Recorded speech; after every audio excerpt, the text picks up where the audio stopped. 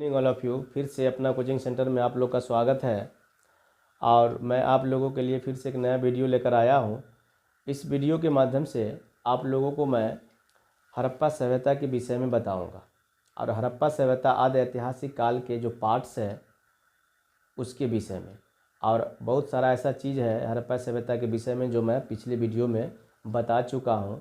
अगर आप लोग नहीं देखे होंगे तो वो वीडियो, पिछले वाले वीडियो देखना चाहते हैं तो डिस्क्रिप्शन में डाला हुआ है, वहाँ से आप लोग देख सकते हैं। मुझे उम्मीद है कि आप लोग वहाँ जाके देख लीजिएगा।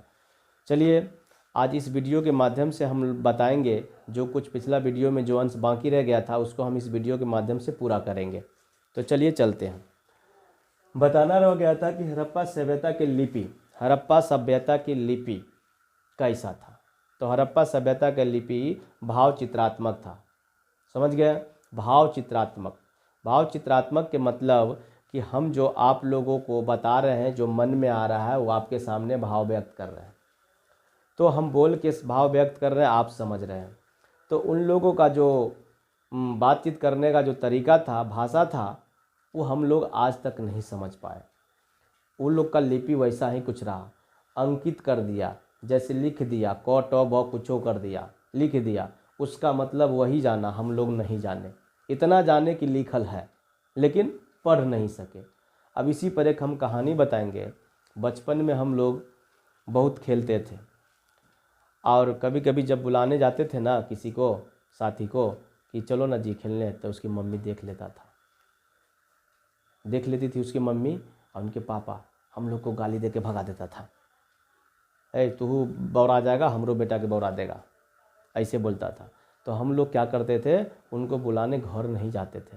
करते क्या थे, पहले विचार लेते थे आपस में कि भाई हम ताली मारेंगे तो समझ जाना कि आ गया है, तुम आ जाना।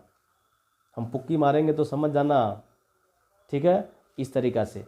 तो जो पुक्की मारे, ताली बजाए, कौन समझा? हम और अगला आदमी, तीसरा तो कोई समझा नहीं। तो मेरे मन में जो भाव है, भाव क्या था कि ताली मारेंगे तुम आ जाना। तो उसको समझने वाला दूसरा कोई नहीं था, यानी हम समझेंगे, अगला आदमी समझेगा, क्योंकि पहले से विचार बना लिए थे। तो वो लोग अपना में विचार बना लिया हुआ कि हम ऐसे करेंगे, ये लिखेंगे, वो लिखेंगे, तो इसका अर्थ समझ जाना। अब कहीं गया, मान के चलिए वो लोग घूमने के लिए, ठीक है, अगर हो सके वो नहीं आया या मरने वाला है तो कुछ ऐसा कर दिया, तो दूसरे दिन अगर मान के चले, तीसरे दिन या कई महीनों बाद पहुंचा तो समझ गया वो मेरा आदमी यहाँ मर गया। उस अंकित के माध्यम से समझ गया, वो लिखा जो था वो अंकित कर दिया, इसके माध्यम से समझ गया वो मर गया, क्योंकि वो लोग आपस में विचार लिया ऐसा कुछ रहा होगा। वही भाव चित्रात्मक है। तो उसका लिपि कैसा था? भाव चित्रात्मक, जिसको हम लोग अभी तक पढ़ नहीं सके, इसीलिए उनका आदि ऐतिहासिक काल नाम दिया गया। और आदि ऐतिहासिक काल का जो पार्ट है हड़प्पा सभ्यता है। अब चलिए चलते हैं। लिपि जो था करीबन 400 से 500 तक था। उसका जो संकेत मिला लिपि का 400 से 500 तक था। अब 400-500 क्या क्या लिखा है उन्हीं को मालूम होगा। आप ये बात समझ सकते हैं, एक कहानी अभी बता दिए बचपन वाला, ऐसे ही होता होगा उन लोगों का कि वो उनका भाषा वही समझे। हम लोग अभी तक वर्तमान तक भी समझ नहीं पाए, तो इसीलिए इस काल को अभी तक आदि ऐतिहासिक काल ही कहा गया। चलिए, हो सके आने वाले पीढ़ी में कहीं पढ़ ले तो फिर कुछ बदल जाए वहाँ से। फिर आगे चलिए, हड़प्पा सभ्यता की लिपि को क्या कहा गया? तो हड़प्पा सभ्यता को लिपि को बावस्ट्रोफीडन कहा जाता है। उस लिपि का नाम बावस्ट्रोफीडन रखा गया इतिहासकार के माध्यम से। सभी आपस में मिलजुल के इस लिपि का नाम रख दिया बावस्ट्रोफीडन।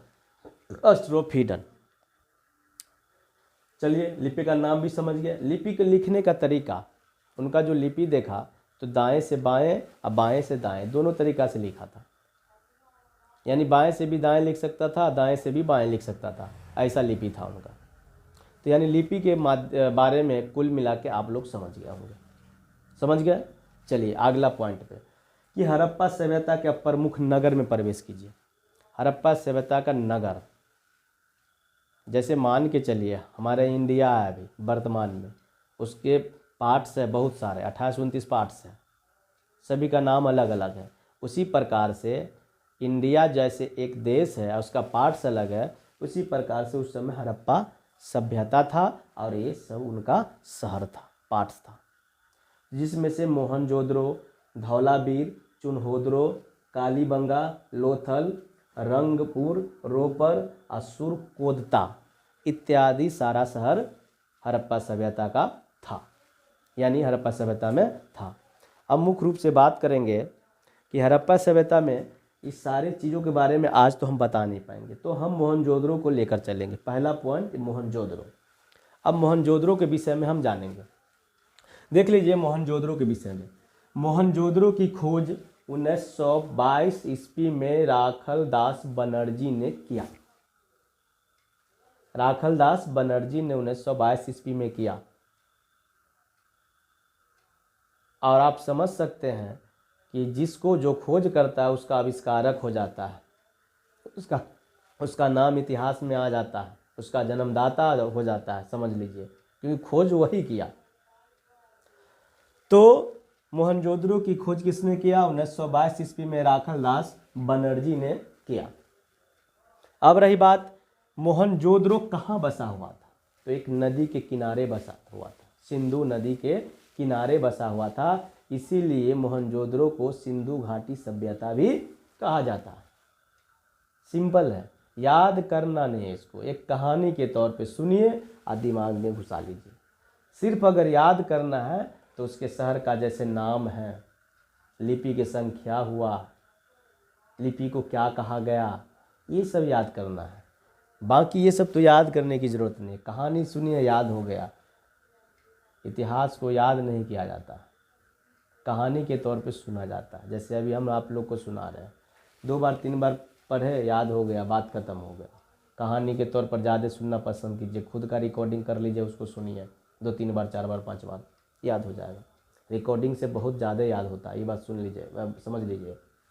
आप रिकॉर्डिंग करके आप मोबाइल में भी रिकॉर्डिंग कर लीजिए, पढ़िए और उसको रिकॉर्डिंग कीजिए, आप बार बार सुनिए, वो ज़्यादा बेहतर होगा। अगर जिस दिन समझ में आ गया ना तो नहीं भूलिएगा। तो चलिए आगे चलते हैं। मोहनजोदड़ो का अर्थ क्या है? मोहनजोदड़ो का अर्थ है मृतकों का टीला। एक ऑब्जेक्टिव क्वेश्चन के आधार पर इसको पूछ सकता है कि मोहनजोदड़ो का अर्थ क्या है, समझ गए। अब रही बात, मोहनजोदड़ो हड़प्पा सभ्यता का सबसे बड़ा शहर था।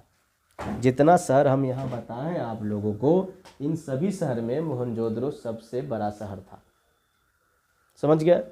अब रही बात मोहनजोदड़ो से साक्ष्य के रूप में क्या क्या मिला। मोहनजोदड़ो से ऐसी बहुत चीज़ है जो हमें वहाँ से प्राप्त हुआ।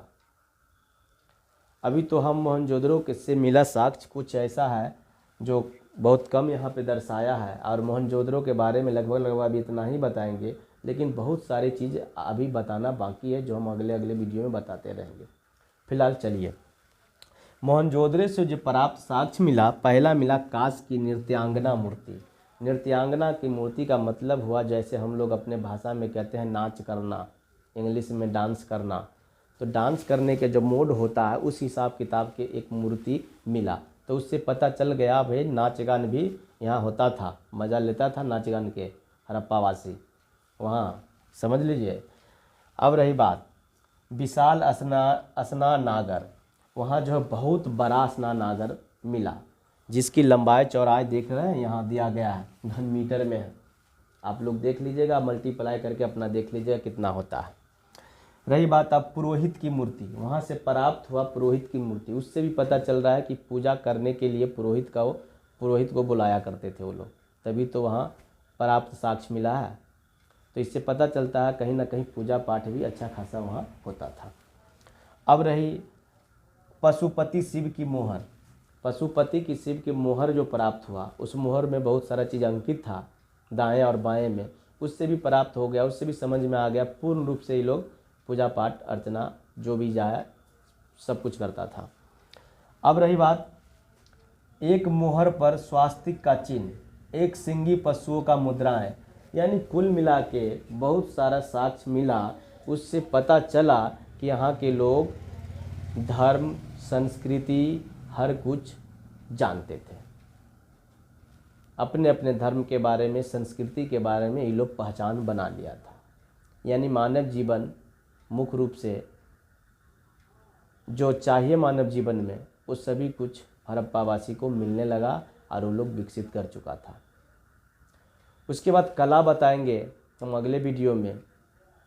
खेती कैसे करते थे, पशुपालन कैसे करते थे, वहाँ की रोड कैसी थी, सड़कें कैसी थी, कितनी चौड़ाई कितनी लंबाई थी, इत्यादि सारी चीज़ों के बारे में हम अगले वीडियो में बताएंगे।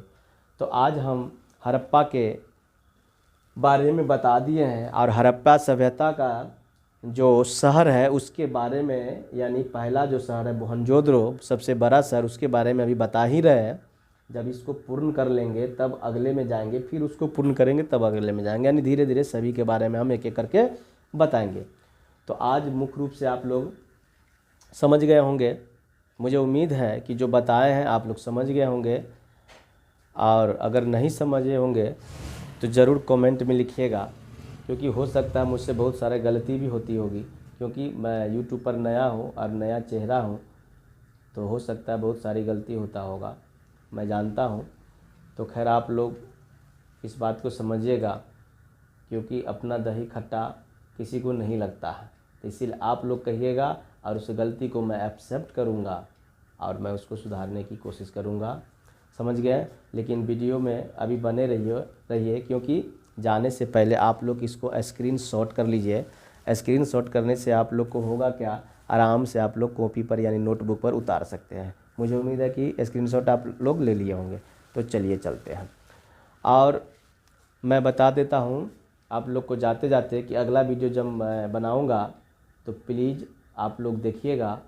और उससे पहले ये भी कहूँगा कि फिर से बोल रहा हूँ मैं कि नया हूँ मैं, आप लोग थोड़ा सपोर्ट कीजिए, लाइक कीजिए भाई के लिए, और कमेंट में तो लिख दीजिए, पक्का लिख दीजिए, कुछ ना कुछ गलती सही कुछ भी लिखिए लेकिन लिख दीजिए मेरे लिए। और साथ में सब्सक्राइब जो मेन बटन है और बेल आइकन भी दबा दीजिए, ताकि जो भी वीडियो हम डालेंगे आपको मिल जाएगा। तो इसी के साथ मैं आज आप लोगों से विदा चाहता हूँ। नमस्कार, प्रणाम, जय हिंद।